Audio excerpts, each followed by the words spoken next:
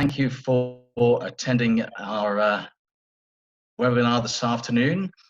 It's a lovely day outside, if a little nippy, but we have to welcome back again Dr. Kateryna Tsvyetkova. There we go. Thank you so much.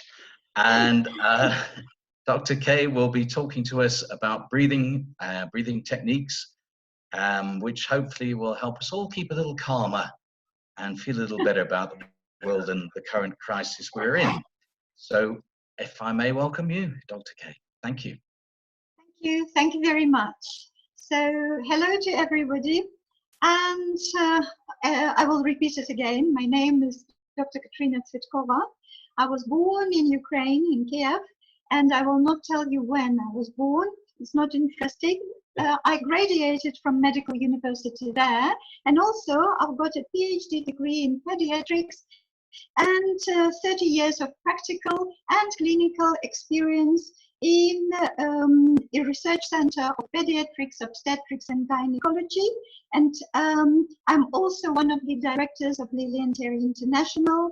It is a well-known company for homeopathic aromatherapy, and you know everything about us, I'm sure about it. Being a very, very much conventional doctor, I was also very much interested in a different kind of science about, for example, knowledge that I got about homeopathy. But the most interesting part of alternative medicine is the part of breathing exercises. It is so interesting, and it helped me a lot with my patients with bronchial asthma, with obstructive bronchitis, with cystic fibrosis.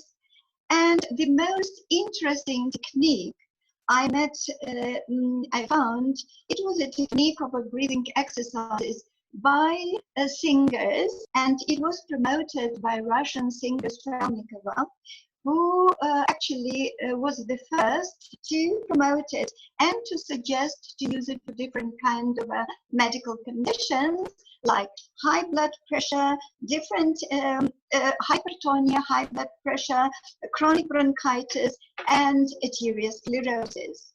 I did particularly like these breathing exercises by the for the singers, and they were created to make their voice stronger and to support the vocal cords.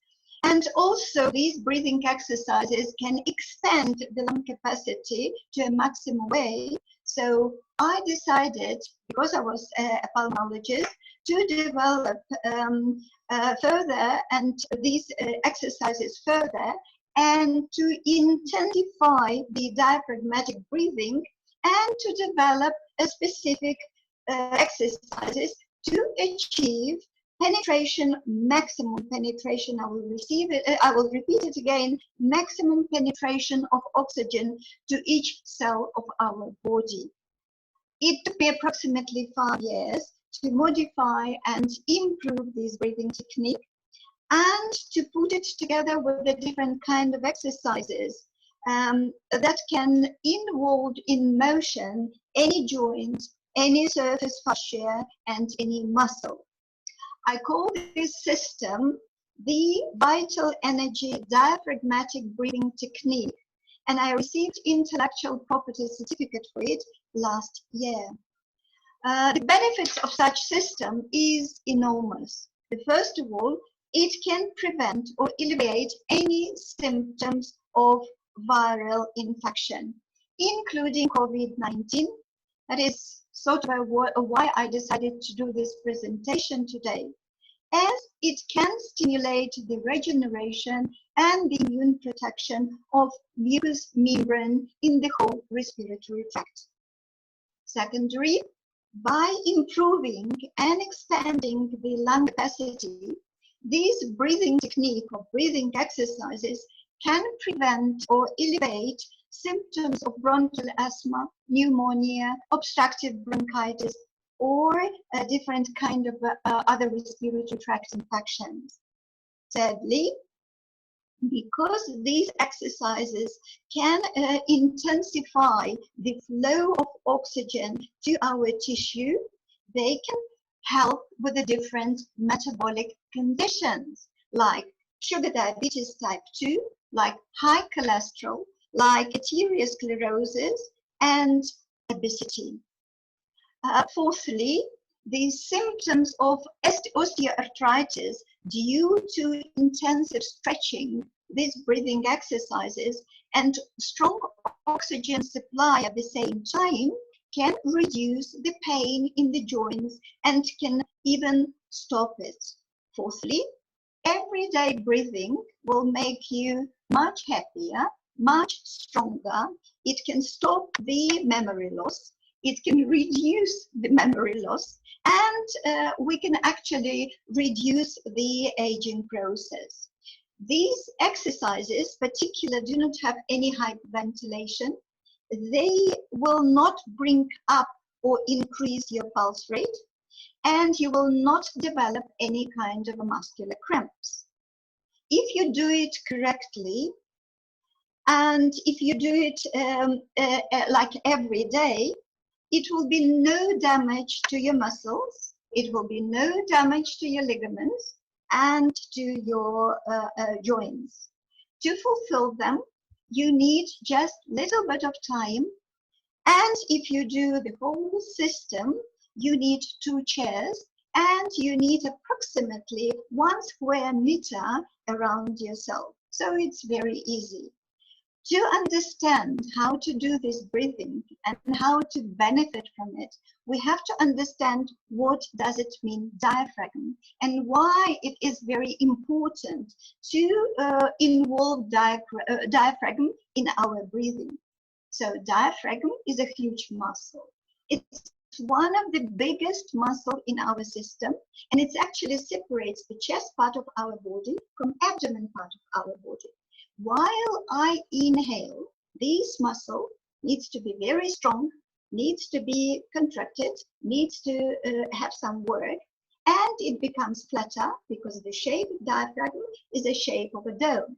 So when I breathe in, when I inhale, I constrict my diaphragm and it becomes flatter. And that gives me possibility to bring down the pressure in my chest and to put up the pressure in my abdomen. And because of that, my lungs will expand. So this is only one physiological muscle that can work when you have no physical activity. Like I'm sitting, but it's not the best example. But to give the example, when I'm in a standing position, I can involve only my diaphragm in breathing, and I will receive enormous big amount of oxygen to my tissue. So how does it look? If I will look at this diaphragm with the shape of dome from inside, I will just look inside of our from abdomen area to how does it look from inside of this diaphragm. I will see a lot of communication area. So it's not a solid muscle. It has a lot of different windows. So the first and the biggest window is for aorta. What does it mean, aorta? It's the biggest blood vessel that comes from our hearts to our internal organs, and it brings oxygenated or very rich in oxygen blood to our tissue. And near to aorta, very near to it, it will be some lymphatic vessel that we call ductus thoracicus. It is the biggest lymphatic vessel that is positioned very close to aorta, and it actually drains the lymph from both of our legs, right and left, and from our abdomen area. And then I will look more carefully. I will see another window. This is a window for internal vena cava. It's the huge vein that also takes all used blood from our extremities and internal organs and brings back to our heart. So that's how it works. So when my diaphragm constricts, so it works as a pump, and I stimulate the oxygen filtration to our tissue, because I stimulate the flow of blood through my aorta, and I also stimulate the withdrawal of lymph from my lower part of my body, from my extremities and from my internal organs, and then I push it up and it goes to vena subclavia. That's how lymphatic drainage is working. So you go to beauty salon and you think that this lymphatic drainage massage will help you. No, it needs to be a correct breathing, and then your lymphatic drainage will be corrected by itself. Okay, so it's not only diaphragm that is very important in this breathing. It's also another part of our system will work very, very intensively. It is the flow of air through our nose. Sometimes we don't do it correctly. Why? We breathe with our mouth, and it's totally incorrect. Why? Because the nose passages, they do have a very, very strong lining, and this lining we call the lining of epithelium with vibratory cilia. And it is very important to know the structure of it. It consists of one layer only, and this layer with vibratory cilia is very important to clear the air and to receive a normal temperature of the air to our respiratory tract. And these little vibratory cilia or lashes, they have to work only in one direction. They have to work from the tip of our nose back to our throat, and whatever is coming to my nasal passages will be moved to our throat, and then I can cough it out or I can spit it out. It's as you wish. And if you think about the structure of this epithelium, it's very important to know that it's not only lashes that are very important in our breathing. We do have another part of the cells in epithelium that we call goblet cells. And these goblet cells, why the name goblet? Because it's the name of wine glass that we miss so much. And these goblet cells are producing a special mucus that comes to our passages. And this mucus, with the letter name mucin, is coming from these goblet cells. So what is happening there? When my goblet cells is full of mucus, it's bursting out, and the whole mucus comes to my passages, and it lubricates my passages, but also it supports the movement of lashes. How? Because of this mucin, it has actually two layers: external, very protective, and internal. It's like a taxi driver. So if I'm talking about the external protective layer of mucin, it's very sticky. It's so sticky that it actually can stick and allocate, and it can stick up any kind of virus, any kind of bacteria, any kind of pollen, any kind of pollution, because it works as a glue. And we have internal layer that is very thin. And because it's very thin, it actually controls the movement of lashes and helps to move these mucus from our tip of our nose back to our throat. The same structure of epithelium we've got in our lungs, but only one difference: the direction. The direction will be from inside outside, and also if your lungs, if your nose are working properly, if you breathe properly, you will get some kind of a mucus and into your throat, and again from your lungs, from your nose, and you will cough it out, you will sneeze, you will get rid of it. So what about our exercises? So the exercises are very important because they're looking after your nose passages, and they're looking after the activity of your diaphragm. So to do these exercises, and I will show you how we'll do the breathing, the correct breathing to involve our diaphragm in a maximum way. And we will repeat it several times because it looks very easy, but it's very difficult to do that. Especially if you have a sitting job, you exclude your diaphragm from movement. If somebody is with a different kind of diseases like high blood pressure, bronchial asthma, arteriosclerosis, automatically you breathe incorrectly. How you know, or how somebody will know, do you breathe correctly or not correctly? There is two types of breathing. It is a chest part of breathing, and it's an abdominal part of breathing. When you have a chest part of breathing, then you involve in inhale upper parts of your respiratory tract, and it's totally incorrect because the blood supply of the upper part of your lung is very poor, so you will not get enough of oxygen to your tissue.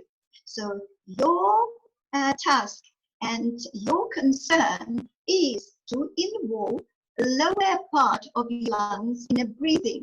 And when the lungs, lower part of your lungs expand, and the blood circulation there is much richer, you get much more oxygen to your internal system.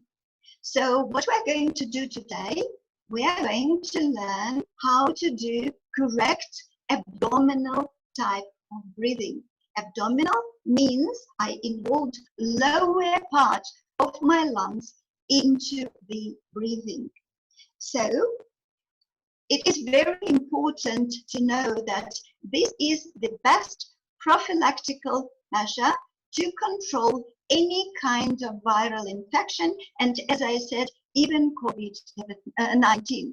So the more strong your lungs are, the more strong is a regeneration of your epithelium, the more strong is a mucin production in your nose, the better you feel and the better you respond on stronger, you respond on viral infection. So to do the breathing, you don't need to stand up, you can sit down and we will try to do it. You have to remember about few rules. To breathe correctly and to involve your nose and your abdomen, your diaphragm into the breathing, you have to make inhale only from your nose and exhale only from your mouth. I repeat it. Inhale comes from the nose, exhale comes from the mouth. And it's very important to control inhale and automatically exhale. What kind of inhale you have to have? Very important to remember that this inhale needs to be very loud, it needs to be very short, and it needs to be very strong. The stronger you inhale, the better will be oxygen supply to your tissue. How do you exhale? The exhale is also very short. Exhale needs to be not loud, it needs to be very quiet. And the exhale needs to be automatic by the letter K.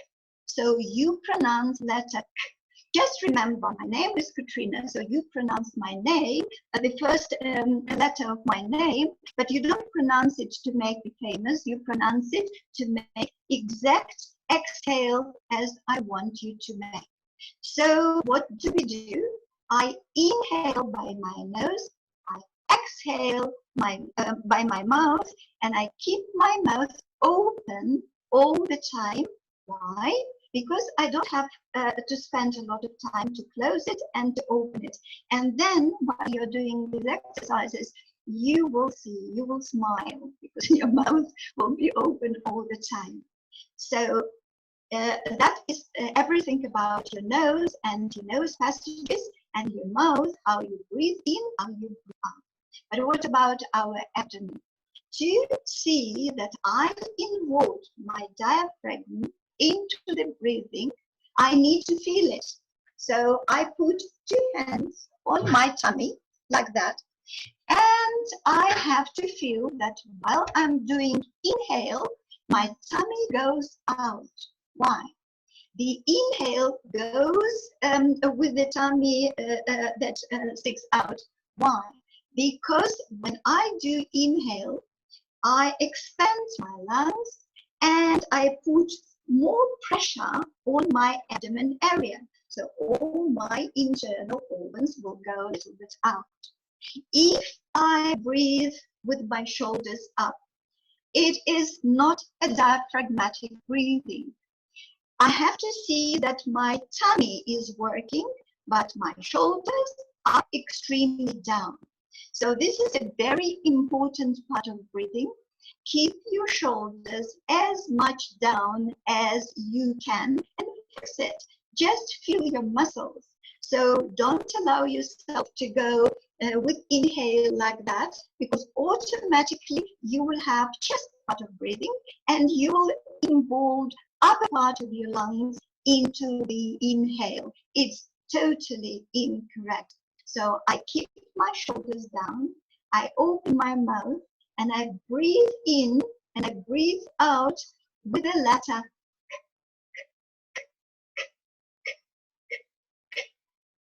While you do the exercises, the exhale needs to be even quieter than I'll show you now. So how do you check your diaphragm constriction? You check with your two hands that you put on your tummy, and while you inhale, your hands are going out. So with your tummy, I will show how to do it. I will actually, I will not sit down. I will maybe do few breathing in a sitting position, and then I will get up and I will show you how my tongue works. And that is a correct diaphragmatic breathing. Look at me. I do have, when I teach how to do diaphragmatic breathing, I had a lot of questions. When do you exhale? You exhale immediately after inhale. So don't wait. You inhale and then immediately exhale. So I put two of my hands on my tummy and I do inhale by my nose and exhale by my mouth. Keep my mouth open and keep my shoulders down. So what we will do now, look at me.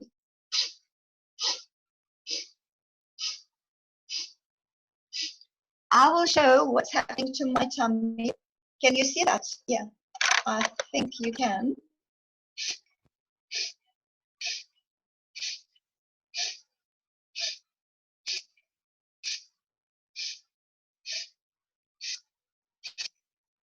When you do this exercise, you have to remember you shouldn't have any hyperventilation, no increased pulse rate, and if you do have hyperventilation, lightheaded feeling, then you breathe incorrectly. You do something that is absolutely not according to the constriction of a diaphragm.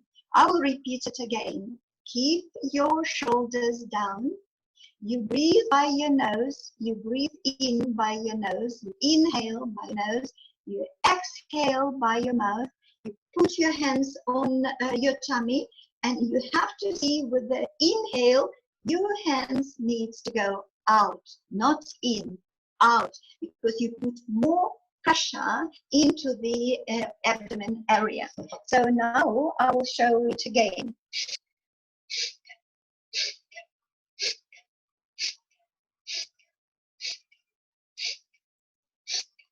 And I will show what's happening to my mouth.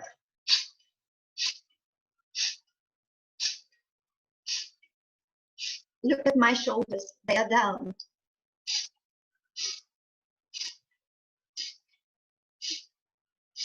So no hyperventilation, no tiredness of your voice, because it is a correct diaphragmatic breathing.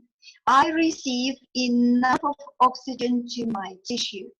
So I made a big group of exercises And these exercises I divided on aerobic without any kind of hyperventilation. They're very easy to do. And another group is a little bit more complicated, and they are anaerobic because you will have a little bit of a deficiency of oxygen in your system because you will do intensive breathing and intensive exercises for the muscles, for the joints, for the upper fascia, and so on. And I want to tell you that I will not be able to show you all the breathing exercises today because it's not possible. I will need 2 hours and Zoom will not allow me to do that. But I will show you the first and the second exercise that you can do at home, and it will be a very, very strong preventative measure for the flu. When you develop first symptoms of flu, I will just show how you can breathe to stop it or to elevate the symptoms of viral infection. So the first exercise is to normalize your breathing via right and left nostril. If somebody will tell you that you've got equal blood circulation or blood supply in a left and right nostril, it's not true. Our septum needs to be straight, but it's very seldom straight. So the right nostril and left nostril will breathe differently.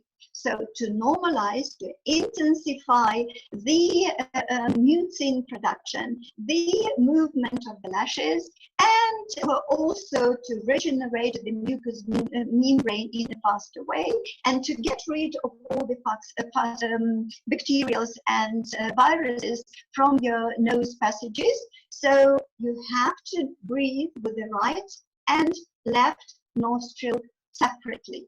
So what I do, again, I put my hand on my tummy because I have to feel that my diaphragm is working.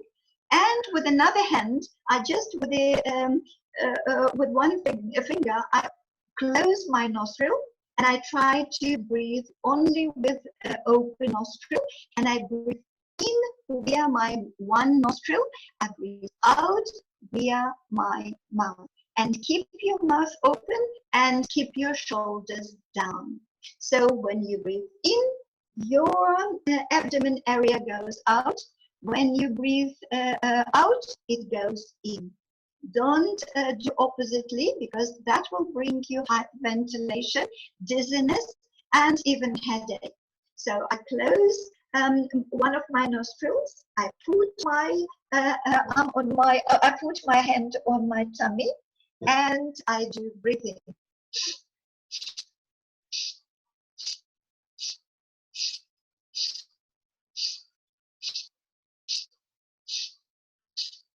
And now I change my hands.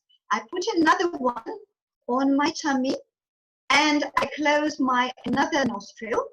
And you will see that I will sound totally differently. I do these exercises every day and I do it for approximately 1 hour. You can do it a little bit like less than 1 hour. You can do it for 40 minutes. You can do it for 20 minutes. It's only one thing I will ask you to do that, because then your system physiologically, it will be so much stronger. Emotionally, it will be so much stronger. And you can beat any kind of maybe mild flu, maybe severe flu you will still have, but you can beat it without any kind of antibiotics or any kind of other medication that are usually used for symptoms of influenza. You have some kind of side effects after that. It will never move to your ears, it will never move to your lungs, so it is a protection belt. So I close another nostril and I do the same. I get up and you will see my hand.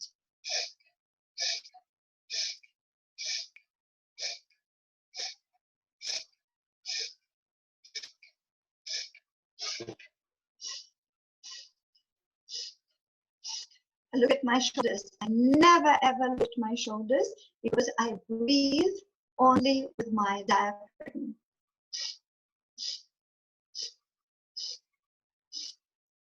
And listen to me now.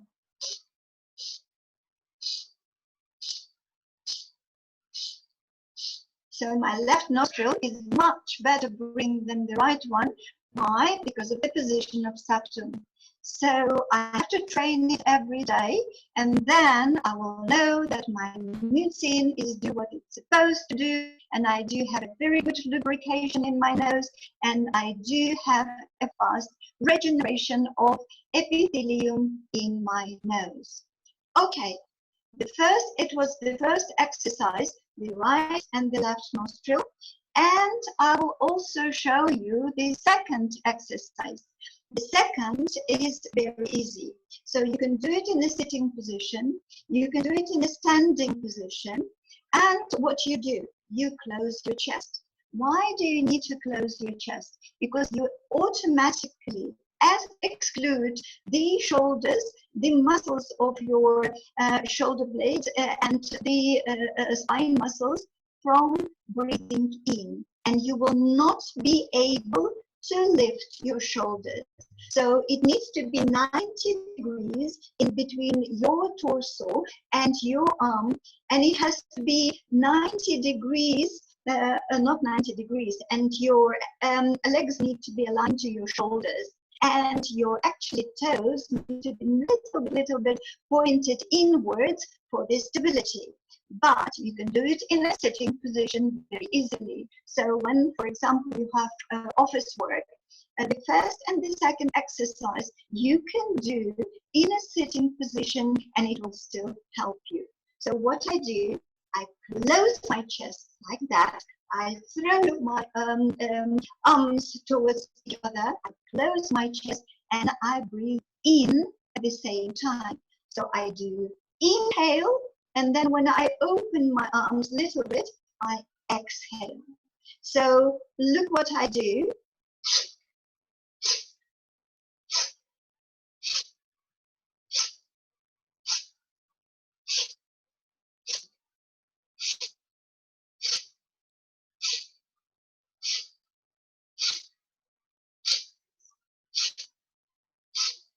This is a very good exercise. So each exercise will have this structure.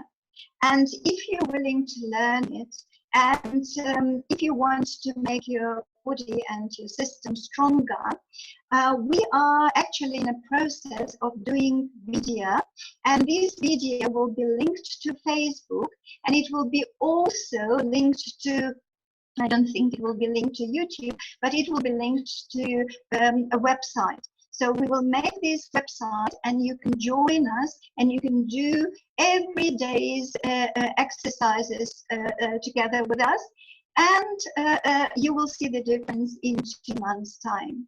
You will feel greater, you will feel happier, you will feel stronger, and you will be not scared of any kind of a viral infection, mild viral infection. COVID is a different thing, but the stronger your immune system is, the stronger you will support your system against the battle with COVID-19. Thank you very much for your attention. I've finished for today, and if you want to ask any kind of questions, please ask me, and I will be able to answer. Yeah. Thank you, Katya, for that. My pleasure. Yeah. At the moment, I can't see any questions. No questions. Yes. I also cannot see. I hope everybody was doing the exercises along with you. I was having a go, but I was mixing my left from my right. Yes. But remember, right and left. Yeah. Yeah. No, that's great. Thank you for your time. Thank you. If we do get any further questions, I will pass them on to you. Yeah, otherwise, great stuff. Thank you very much. Thank you for your attention, and have a lovely day. It's a beautiful weather today. Thank you. Thank you very much. Okay. No problem. Thank you, Katya. Bye-bye. Bye-bye now. They will switch off by themselves. The time is on. time is fine. Half an hour. The point is, they're now